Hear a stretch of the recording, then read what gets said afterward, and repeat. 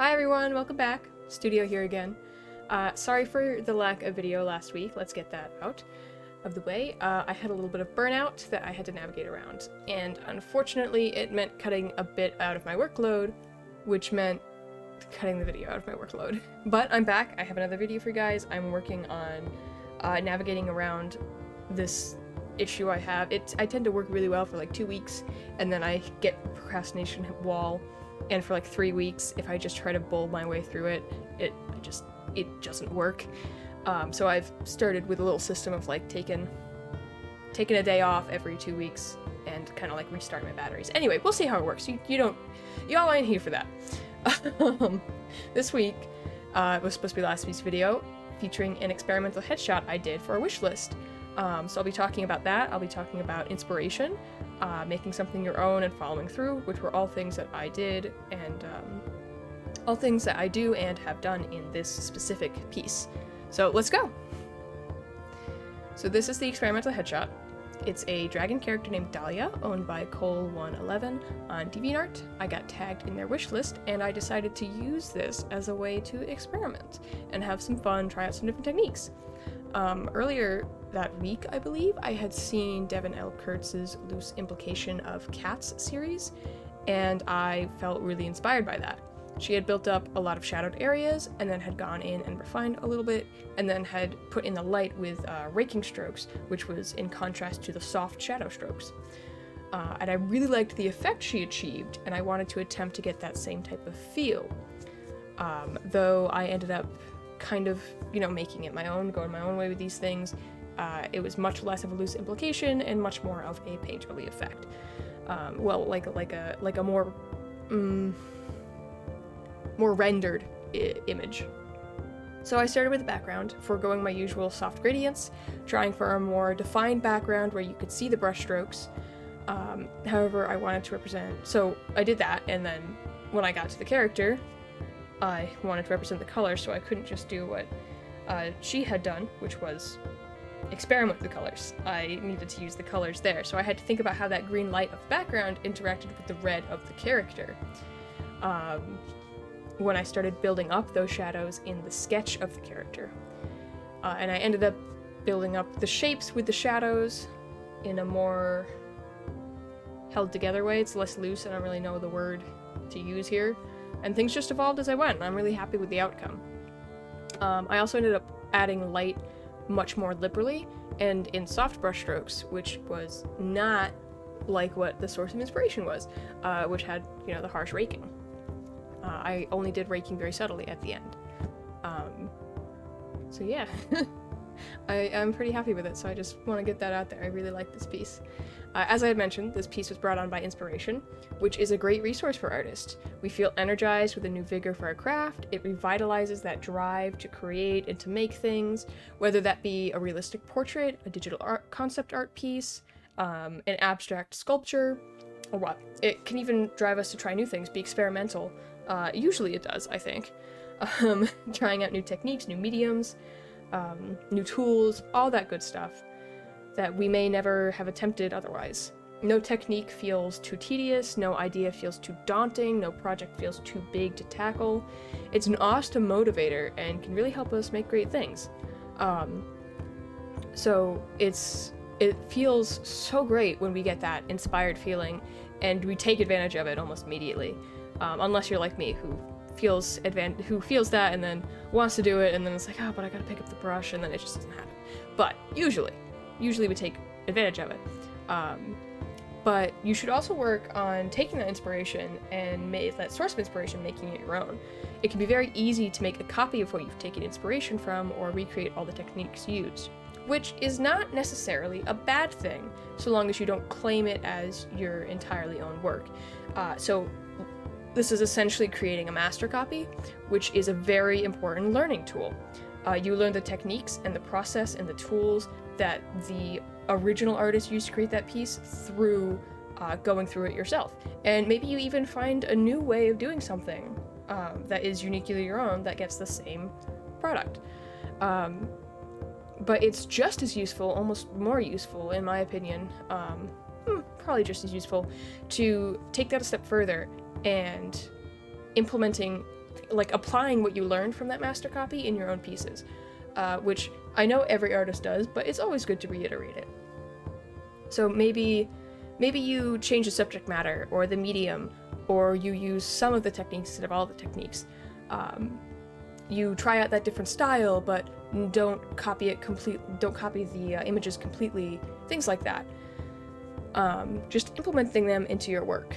Maybe over time you do a series where you're doing the series solely to work with this one medium or this one style or this one technique, and as you go along it's kind of like by the book originally, but you see through the series that you have adapted it and made it your own, and you found new ways of implementing that, and it can be really, really cool when you've done that, and really exciting. I'm getting excited thinking about it, because it's progress that you can see very, very clearly when you've tried something new like that, and that in itself is also a great motivator. Progress, almost probably more than inspiration is, because inspiration has a bad side to it. It comes infrequently and it leaves way too quickly. That is something that I heard from another artist on YouTube. I can't remember who, unfortunately. I heard it a while ago, but I really took it to heart. Essentially, the message was, inspiration is fickle, and it can leave before you're ready. So you want to take immediate advantage of it. But that can lead to burnout, because you end up working and working and working until the inspiration is gone. But usually the inspiration leaves you halfway through a piece rather than after you've completed a full series.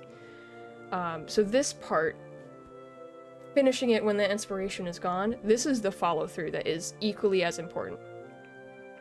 Excuse me, you might be able to feel my stomach. A little hungry.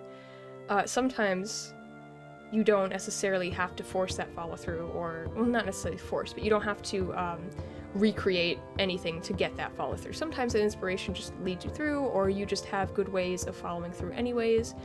But more often than not, especially with artists like me who are kind of, new, more inexperienced, I should say, less prolific, it leaves like halfway through a piece and you just stop. You leave the piece unfinished. You try to, but you can't rely on that inspiration as a motivational force or a driving force. You need to find other ways to continue that piece. And it can be like just a regular thing you do, or it can be unique to that piece, especially if your reason for continuing pieces is your reason for starting the piece in the first place. Experimentation, learning, progress, commission work, whatever it is. Sometimes it just means that you have to go. When you feel that procrastination, you just have to be like, oh, well, that sucks. I'm going to continue to work. I'm going to start working and ignore the procrastination, which is so difficult. It's much easier to have a system in place, which is what I do.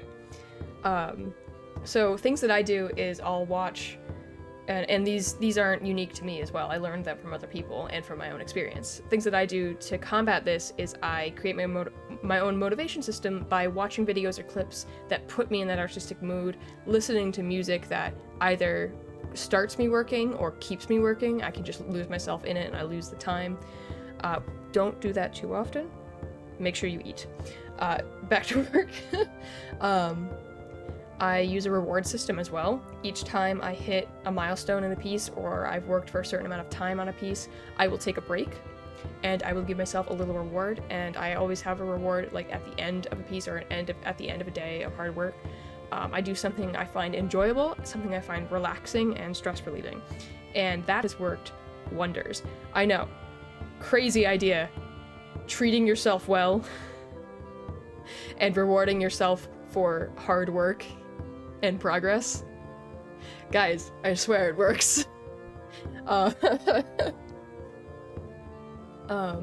also have to remind myself why I started a piece, and what I want to gain out of it. Something I've also been trying to do now is working on multiple pieces at a time so that I don't get bogged down, and I can jump from piece to piece, which may or may not be at different stages of progress, and I can jump between them for more variety, so I don't get bored, and I don't procrastinate on a piece and get bogged down in it.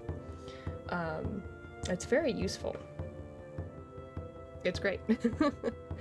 There was something else that I just thought of that works really well. So the other thing, remembering, I wanted to expand upon remembering why you started a piece. It can be really difficult to use that as a motivation system for your own art pieces. At least for me it is. I find it so much easier to finish commission work than it is to finish personal portfolio pieces or just personal like world building pieces, because I have difficulty keeping myself accountable, holding myself accountable for finishing a piece. Whereas with a commission, I have a client who wants this done, so I need to get it done. So I've been working on, you know, having an accountability with my own personal pieces, which a big one is streaming, because my chat holds me accountable for streaming at a certain time for a certain amount of time where I do art, either commission work or personal work. I try to weave the two together.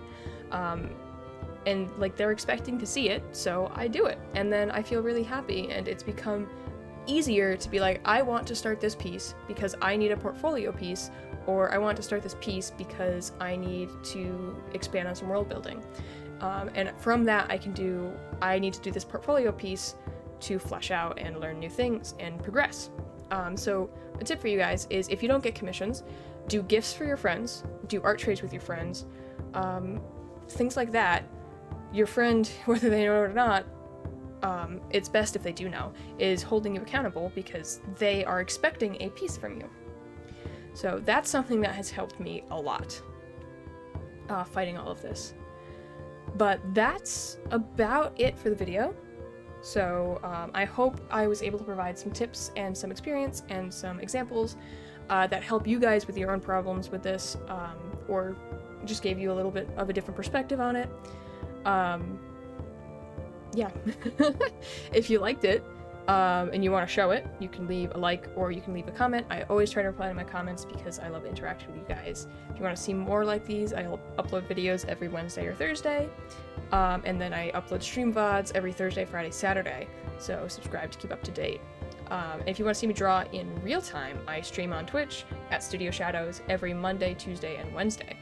And I love interacting with people there. So thank you guys so much for watching. You guys are great motivators, and we'll talk again in the next one. Bye!